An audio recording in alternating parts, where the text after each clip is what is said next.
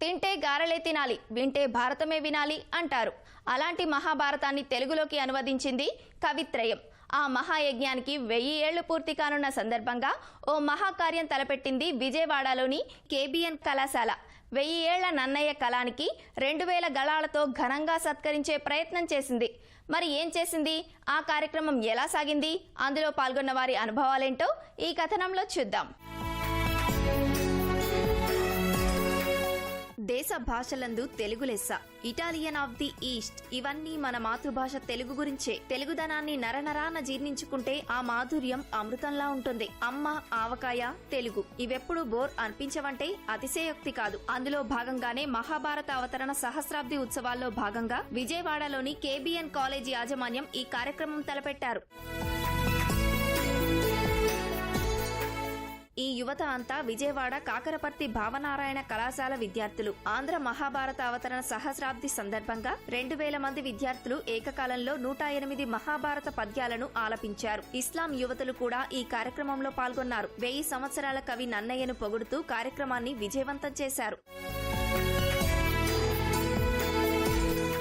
విసహస్రగళ పద్యార్చన పేరిట తెలుగు వైభవాన్ని చాటేందుకు 36 నిమిషాలు మాత్రమే తీసుకున్నారు. ఈ పద్యాలు పాడటం వల్ల తమకు కలిగిన లాభాలను వారే వివరిస్తున్నారు. ఎవరు ఇప్పటి వరకు మాతృభాష మీద చెయ్యని ప్రయోగం, మాతృభాషకి ఇవ్వని గౌరవం మన తెలుగు వాళ్ళు ఇస్తున్నందుకు నాకు చాలా ఆనందంగా ఉంది.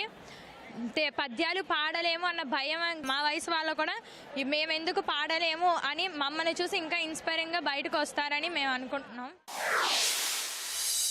నా పేరు హర్షలక్ష్మి వైష్ణవి. చిన్నప్పటి నుంచి అలవాటు ఉంది, కాకపోతే ఇంగ్లీష్ మీడియం వల్ల మేము అలవాటుని కోల్పోయాము. మళ్ళీ ఈ రోజు మాకు అవకాశం రావడం చాలా ఆనందంగా ఉంది. ఇది మాకు ఒక అదృష్టంగా భావిస్తున్నాము. మేము ఇలాంటి ఒక గొప్ప ప్రోగ్రామ్ లో భాగమైనందుకు. పద్యాలు పాడడం వల్ల మన భారత సంస్కృతి గురించి మనకి తెలుస్తుంది. పద్యాలు పాడడం వల్ల మన అవయవాలన్నీ కదలిక ఉంటాయి. ఒక రకంగా మనకి జ్ఞానంతో పాటు మనకి ఆరోగ్యం కూడా పద్యాల వల్ల లభిస్తుంది. ఈ తెలుగు పద్యాలు పాడటం వల్ల తెలుగు మీద నాకు భయం పోయింది.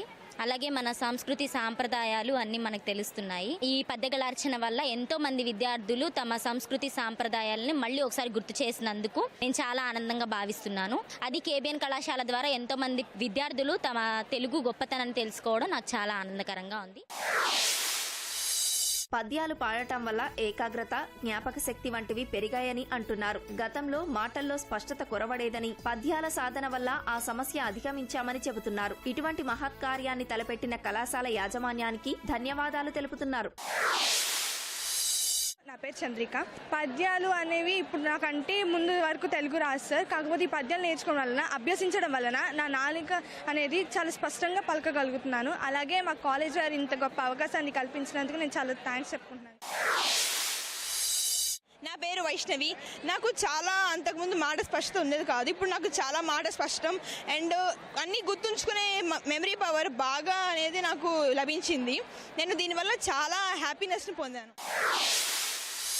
ప్రసన్న కథాకళితార్థ యుక్తి, అక్షర రమ్యత, నానా రుచిరార్థ సూక్తి నిధిత్వం లాంటివి ఆదికవి నన్నయ్య రచనా లక్షణాలు. ఆ లక్షణాల వల్లే ఇన్నేళ్లు గడిచినా ఆయన కీర్తి అజరామరమైంది. ఈ కార్యక్రమంలో పాల్గొన్న పద్మశ్రీ డాక్టర్ గరికపాటి నరసింహరావు ఈ కార్యక్రమంలో భాగమైన యువతను ప్రత్యేకంగా అభినందించారు.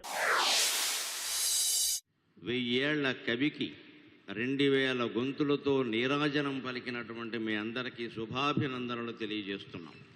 యతియున్బ్రాసయునేత్రయుగ్మముగా సాయం వేళకెంజాయలో శృతి మార్గముల శబ్దమర్థమును సంశోధించుచున్ సాగుచున్ ద్యుతిమత్క్షీరములు ఆర్ద్రభావములుగా దోషిళ్లలో నింపుచున్ గతి సాగించడు పద్యధేనువు గతిన్ కన్పట్టు నన్నయ్యనా. పద్యం చదవగానే విని చప్పట్లు కొట్టేవాళ్ళు ఇంకా భూలోకంలో ఆనందంగా ఉన్నందుకు నాకు ఆనందంగా ఉంది. కనీసం పద్యం చదవగానే దీనికి ఆనందించి హర్షధ్వానాలు చేయాలనే యువతీ యువకులను కలిగిన కాకరపర్తి భావనారాయణ కళాశాల జన్మ ధన్యం ధన్యం ధన్యం.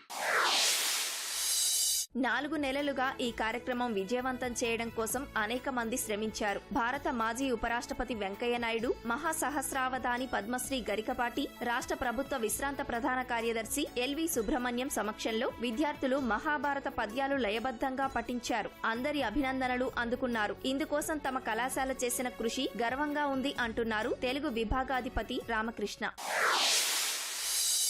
తెలుగు భాషలో వచ్చినటువంటి మొట్టమొదటి గ్రంథం మహాభారతం. ఈ భారతం 1000 సంవత్సరాల తర్వాత కూడా తెలుగు జాతి సంస్కృతికి, భాషకి, వైభవానికి ఒక ప్రతీకగా నిలుస్తోంది. ఈ సందర్భాన్ని పురస్కరించుకుని విజయవాడ కేబిఎన్ కళాశాలలో 2000 మంది విద్యార్థులకి 108 తెలుగు పద్యాలు నేర్పించడం జరిగింది. రాబోయే తరాన్ని, యువతరాన్ని తెలుగు భాషా ప్రేమికులుగా, తెలుగు పద్యానికి వారసులుగా తీర్చిదిద్దేందుకు మా కళాశాల చేస్తున్నటువంటి కృషి ఇది.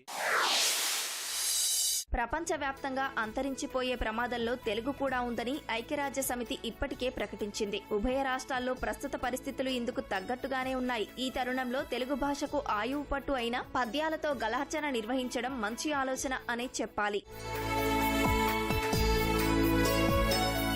ఈ రోజుల్లో ఆంగ్ల భాష అన్నం పెడుతున్న మాట వాస్తవమే, కానీ పక్కవారికి కూడా అన్నం పెట్టమని ప్రోత్సహించే భాష మన తెలుగు అంటున్నారు పలువురు భాషాభిమానులు.